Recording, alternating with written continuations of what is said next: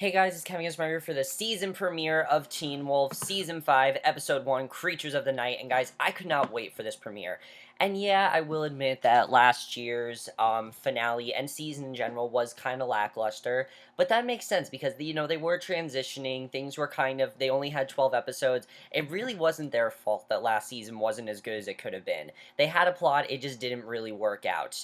This season, however, this premiere, I couldn't wait for it, and the thing I think was the best thing that they did last season was they didn't really end it on a huge cliffhanger. They did end it with a cliffhanger, like the mental hospital and everything, but nothing like, oh my god, I can't wait for next season, nothing like that. So this season was completely fresh, and that was awesome because the show hasn't been on in a while. It hasn't been on since September, and this was an amazing premiere. This honestly has the potential to probably be the best season of Teen Wolf. It really does. I think this is going to be an amazing season. I can't wait for the rest of this season. Seriously, I'm very happy that this was a two-part premiere as well, because this episode was very different than every other premiere they've ever done. I mean, every other premiere, we've started off in, like, some weird world, and it hasn't really gone with the rest of the season. It seemed like there's been, like, one mission, and then they were finished with it. It didn't really go with the rest of, the season. It didn't go with it at all. This episode, however, really played with our minds. I mean, we don't know what's going on.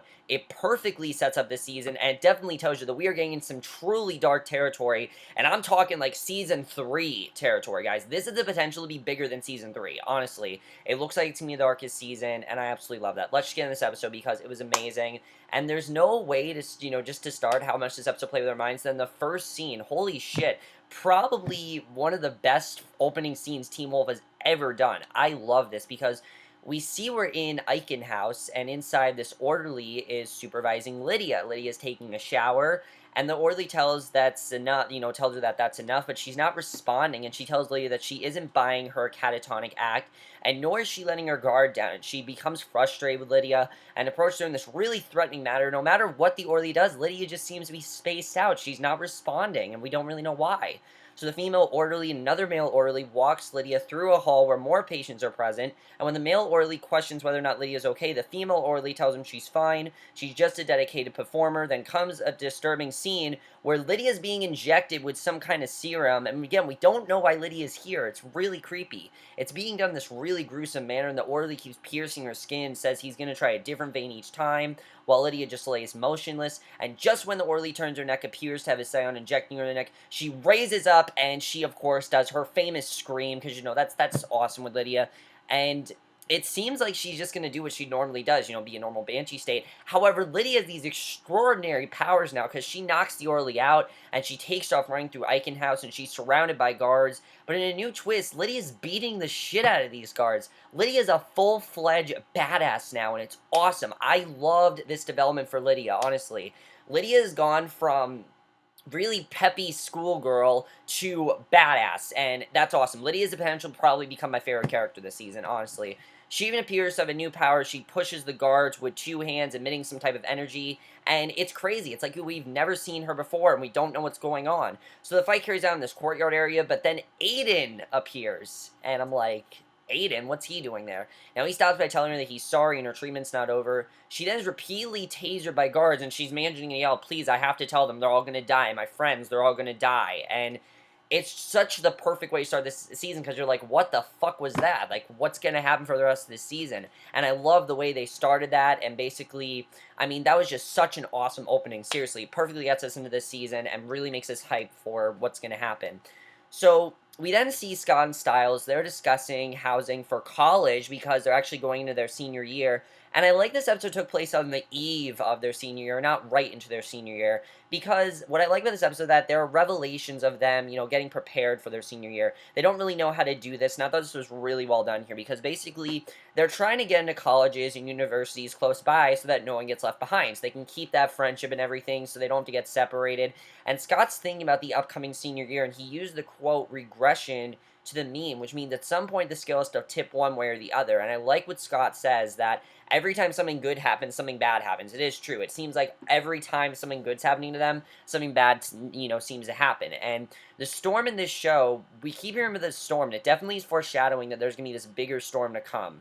So Liam, who is now a main character, which is awesome. I really do love Liam's character. I really think he's fit into the show pretty well. Something I think they did have a problem last season was trying to figure out where to fit Liam in. But I think this season he's really fit in really well. Honestly, he's fitting in perfectly. He's chained to the tree because he apparently lost control during the last full moon. If you remember, he still can't control himself being a werewolf because he hasn't actually been a werewolf for that long. You know, he hasn't really transformed to one. So he's definitely having a hard time controlling. And he tells Scott to let him go because he's in total and complete control and he won't run naked through the streets again. And it's actually a really funny scene. But I like, again, how Scott's trying to be like his mentor. That's something I thought was great last season. And they're still doing that this season, which I definitely really do love. So Parrish, who I was definitely looking forward to seeing this season, because we know that Parrish is not human, and we start to definitely get more references towards what Parrish may be. We still don't have an idea, but I like they're keeping that mystery, because, again, that's something that I'm looking forward to this season. So Parrish is growing tired of being overlooked by Sheriff Stilinski, so in order to appease him, the sheriff sends him to check a noise complaint he received, and when Parrish arrives, he walks into what looks like a house out of a nightmare. It looks like one of those really creepy houses you see in a horror movie. He's calling out and says hello, there's no answer, and that is until he hears him behind a wall. It seems to be struggling. Parrish assures them that he will be back to rescue them. He smashes away at the wall and begins to bleed before being grabbed by a werewolf, and Parrish's eyes glow yellow, and the creature notices that Parrish is not a werewolf, but some other creature. We don't know what it is yet, but he's not a werewolf, and I like that they showed in this episode that, no, he's not a werewolf. So the creature asks him where Scott is, and when Parrish doesn't answer, this creature is so creepy, by the way. He's awesome to look at, honestly. The creature says he's also unlike any other werewolf and flashes glowing blue claws, and I'm predicting that this, creature, this is a creature that is more powerful than the alpha. I'm pretty sure that's what they're going to do, that this creature that we're seeing, he's more powerful than the alpha, and that's awesome. So Scott, Liam, and Stiles take a ride, and it looks like they begin to have some technical difficulties with their cell phones and Stiles' truck, and while Scott and Stiles tend to the engine, Liam's alerted by some very close lightning strikes, and elsewhere, Malia is helping her father clear a tree off the road with her superhuman strength, which is really cool, and Stiles arrives to pick up Malia, who greets him with a huge kiss, and I love those two together, I really do. And she's got a new haircut as well, much shorter hair, which I kind of do like.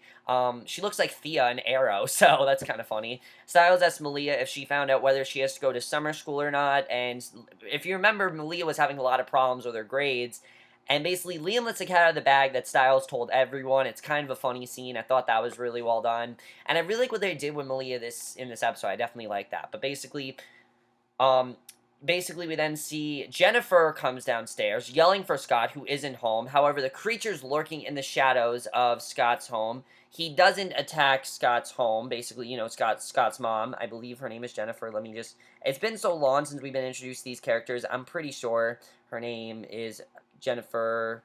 No, I don't know who I'm talking about. That was Jennifer Blake. I don't know what I'm talking about. What is Scott's mom's name? I don't remember. Honestly, guys, it's been so long since we've been reintroduced to these characters that I don't remember. Melissa, that's her name. Melissa's downstairs yelling for Scott, who isn't home. However, the creature is lurking in the shadows of Scott's home. He doesn't attack Melissa, who leaves after seeing the note after they get together at school. She isn't the only one who saw the note, though, because Kira's then struggling to get cell reception and is urged to get back in the car when she makes eye contact with this new kid. Now, her parents are driving her to this thing called the Senior Scribe. What it is, we don't really know. So just when Kira decides to walk it begins to pour and she's forced to stay in the car. So Liam really wants to go with Scott and Stiles, but Scott knows that Liam's having a really hard time and gives him words of encouragement because Liam's the only one, he's not a senior, obviously, so definitely you can see that Liam's struggling with that. He's also struggling, of course, with being a werewolf, and I really like how Scott's trying to motivate him as best as he can. That's something I think we're definitely going to get this season, that, of course, Liam's just the only one, he's not a senior, so I like seeing that. So Scott's only received one text from Kira in a week, and basically, she's gone to New York, and he told her to have fun, and basically Stiles says that he shouldn't have told her to have fun because it could mean a mixed signal, and she could have thought that he meant that she could see other people.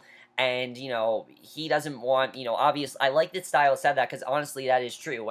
When you say to a girl, have fun, you're in a relationship with her, that means you can do whatever you want, I want to see other people, that's what it means. And Scott sees the storms getting worse and says he's going to head out to get Kira and meet Stiles and Malia at the school. And also Lydia's there, which is really weird, because of course, so far when we've seen Lydia, she's been in the intro of the show, so that's very strange.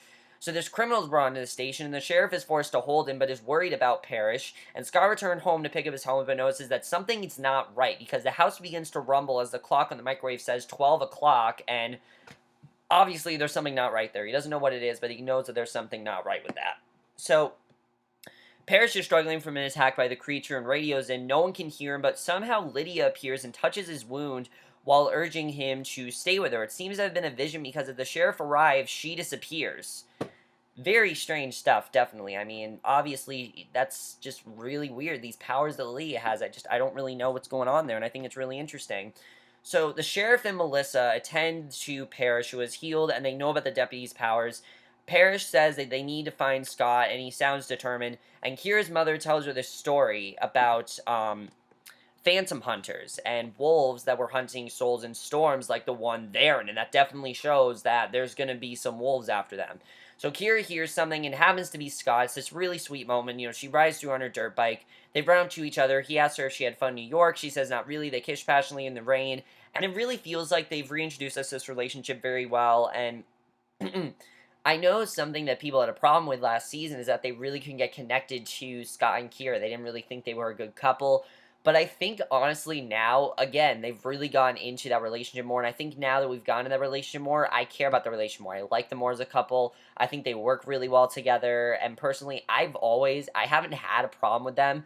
But I think now people that have a problem with them, I mean, this episode, you really saw the chemistry between them. And that was great. I think they really are doing a great job with that. And the only reason I'm saying is because people had a problem with the last season. I never had a problem with it, but other people did. So, I think that's very well done the way they're doing that. So Parrish fills the sheriff and Melissa in on the creature, and this was really interesting because we find out that he can basically steal the powers of other supernatural beings. So that I thought was definitely very interesting when we found this out. Basically he can which means he can take Scott's power, which I thought was really interesting, definitely. So Scott and Kira escape for a bit so they can be alone, and they're making out, but then it's interrupted by the creature, and basically that's when shit's gonna go down. So Malia and Stiles are worried about Scott and Kira because obviously the whole thing with, Scott telling Kira to see other people, as well as her fate, because she's not really sure if she's a senior or not, because of course she didn't really do well in school, so she's not sure if she's going to have to, repeat her junior year or if she's going to be a senior. And I like how Stiles is trying to encourage her, do whatever he can to be. I love how, he is a really great boyfriend to Malia, and that's something I love, definitely, is how great of a boyfriend he is to her. And Scott's anxious about going off to college and losing touch of his friends, and it definitely is very sad that we see that. So Malia asks him if that's not what happens, but Stiles says it only happens because you let it happen, and Stiles doesn't want to lose all his friends, and that always happens. I mean, when you go off to your senior year, you think you're going to have all these friends, you're going to see them again, but most times you don't, and I like that Stiles brought that up, because honestly, most times you don't see them again, and Malia knows this. She knows that, he doesn't want to lose them, but they probably will lose touch, and it really is sad that this is going to happen. And I've heard there are rumors that maybe Scott and Stiles might not be friends anymore, which is pretty insane to think about. But I have heard that it could come to that, just knowing how crazy this season is. I think that is definitely possible, which I think is really interesting. So that I thought was definitely very interesting that we saw that. Definitely that was pretty crazy. So basically, she senses that someone's coming, and it happens to be Liam, who tells them that Scott is in trouble. And basically, Kira and Scott are trying to battle the new creature, who claims to be this devoted fan, and he's trying to take Scott out, and appears to be strong enough too. So you don't know what this thing is. You don't know what he wants with Scott. All you know is that he's going after Scott, and he definitely is just as powerful as Scott. And that's kind of crazy because Scott's the alpha, so how can this thing be more powerful than Scott? He doesn't just want to be an alpha, he wants more. He doesn't, which I think is really interesting.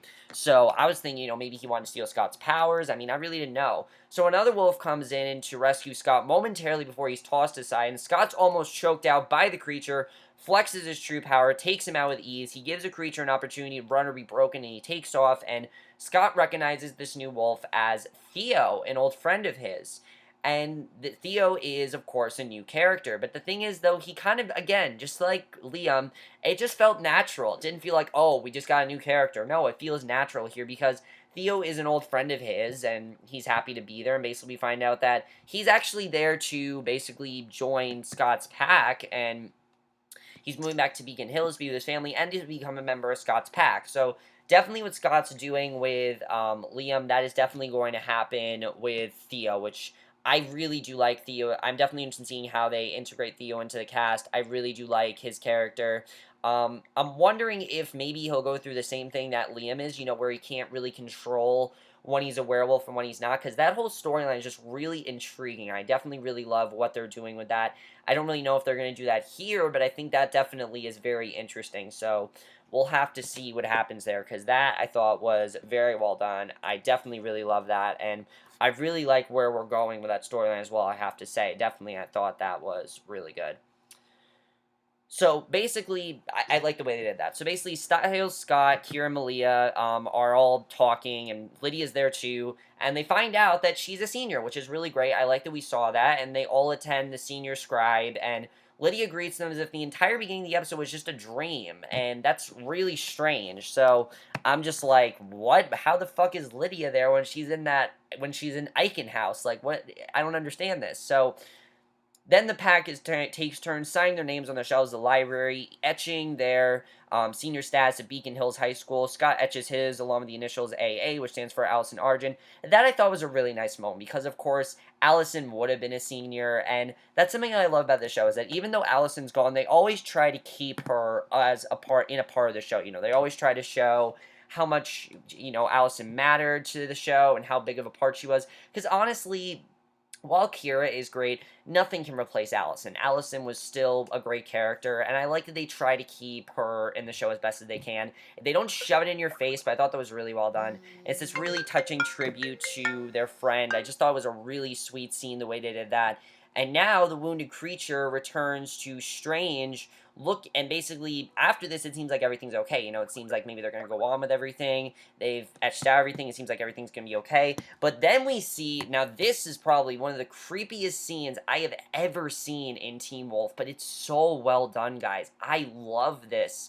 And again, I love the psychological aspect of this season. This was amazing because basically this wounded creature returns to Strange looking masters asking for another chance with added power, and the mask group looks pretty menacing, and they do not grant the creature a second chance. They stab him out of its chest, comes a bunch of crows, and the story apparently is being told by Lydia, who is being treated by a doctor. So we basically find out that what we saw was basically after the events of this whole season. And the doctor asks what happened to her friends, and she faintly remembers this fight between Scott and Liam. Strange looks from Sheriff and Melissa, Kira leaving, Parrish turning into something else, Malia succumbing to the Desert Wolf, which that's something I can't wait for. Is Malia's storyline with her meeting her mother? That is going to be awesome. Stiles lying unconscious outside of his overturned truck, and when she fails to give the doctor information, he prepares to drill into her head for a lobotomy, and that's basically how the episode ends. And holy shit, this is going to be an amazing season. That right there shows us that shit is going to go down. It is going to get real this season, and that is amazing. There's a lot to talk about, definitely. First of all, this doctor, I'm pretty sure, is going to be the big villain of this season. I mean, definitely, I feel like that's what's going to happen here. I think that definitely is very interesting. My thing with Theo, though, is Theo really to be trusted? Because as we know, this creature can take other people's powers. Can he take the form of other people? I'm not really sure if he can do that as well, but we'll see. This whole storyline, though, is so interesting, and I really do love that. I can't wait to see what happens this season, though. What is going to cause Scott and Liam to pit against each other? What's going to cause that to happen? That, I think, is really interesting. What really caused that whole fight to happen? Clearly, there's some sort of fight between them. We don't really know what it's about, but there definitely is stuff between them. Scott and Kira, things may be a little rocky between them this season. Honestly, I see things maybe getting a little rocky. Maybe they are not going to be on the best of terms. I'm interested in seeing what's going to happen there as well. We know that Kira left, so something obviously causes Kira to leave, which is really interesting. What I like is that they're giving us these little pieces of information, but we don't know why, and it's something that I don't think Teen Wolf's ever done. Teen Wolf usually has been a show where it's linear. They explain to us what happened here. They explain to us what's going to happen. They've never really done something like this, and this is awesome. I love that they're doing this, especially after such a rocky season. And here's the thing. This villain that's going to be on the show is so powerful that they are keeping him on next season. They already announced that he's going to be on next season, which is awesome because I already love what they're doing this season. It's so psychological. And again, this episode played with our heads so well because we didn't know what the fuck was going on. We didn't know, how did Lydia get these incredible powers as well? We don't know. That's something I can't wait to see, is what made Lydia get these powers. How is she a straight up badass now? How can she fight these doctors like she did? I mean, that opening scene is so intriguing. I can't wait to see how we got there, definitely. Also, what is Parrish? We don't really know. We'll have to see what happens there.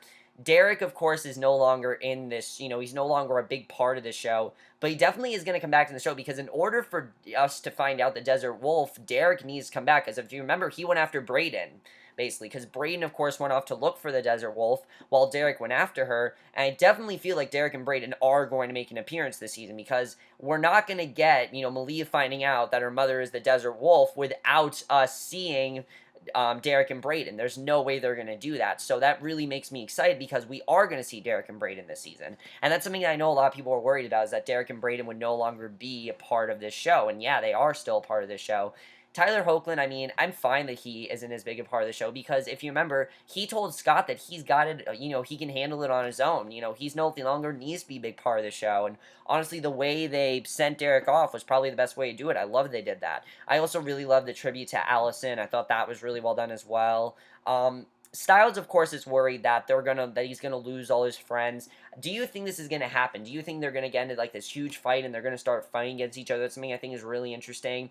The whole thing between Liam and Scott, I don't know. I kind of feel like that's out of maybe Liam getting upset because Scott's leaving and he's not a senior, and he kind of feels like he's gonna be all alone because, I mean, if you think about it, next year, they're going to be off to college, and Liam's going to be all out on by his lonesome. So maybe something causes them to fight. I'm not really sure. That just makes me really pumped to see what actually is going to happen there, because that, I think, is really interesting.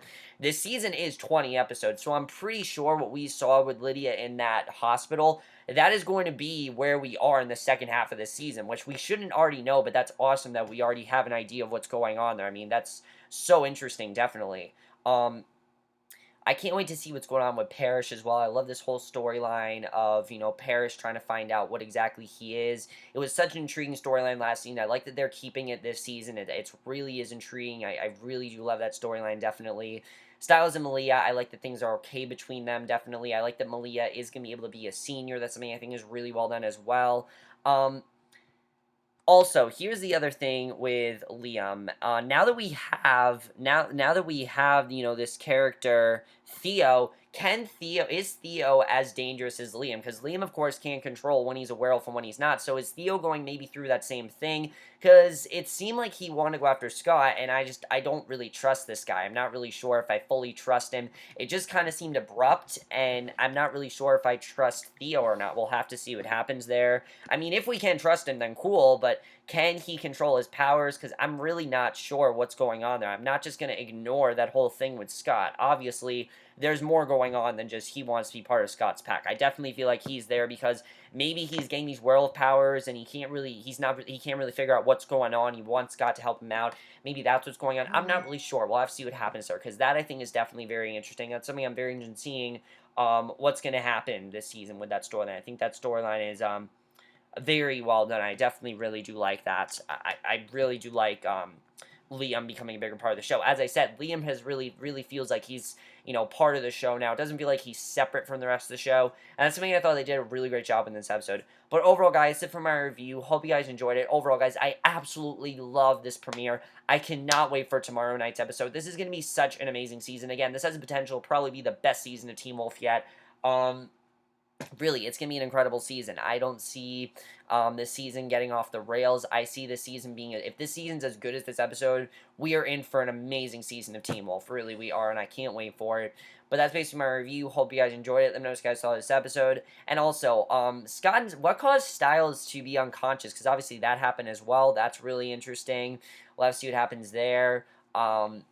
I mean, obviously, Lydia only remembers a few things, so we'll have to see what happens here. But definitely, I heard this enemy is going to is going to basically cause Scott to turn against his friends. I mean, Tyler Posey said this is going to be a very gross, very graphic, very psychological season, different from anything they've ever done. And that's something I love, is that they're definitely taking risks. They're trying to make the show better. And it's not, again, that last season was bad. It's just, it wasn't the strongest season, you know? The villains weren't that good. The storylines they started, they ended too soon. They didn't really have a compelling plot or compelling villain. I feel like we got way too much into Derek last season, definitely. I mean, it was well done they did that, but we just got way too into that, and we couldn't focus on anything else. But this season seems like there's a lot more focus with that, and I definitely really love that about this episode. So that's basically my review. Hope you guys enjoyed it. Let me know what you guys thought of this episode. I can't wait for the rest of the season. I know it's going to be amazing, and I will see you guys in my next review for tonight's episode of Unreal, and I will see you guys for that. Okay, bye.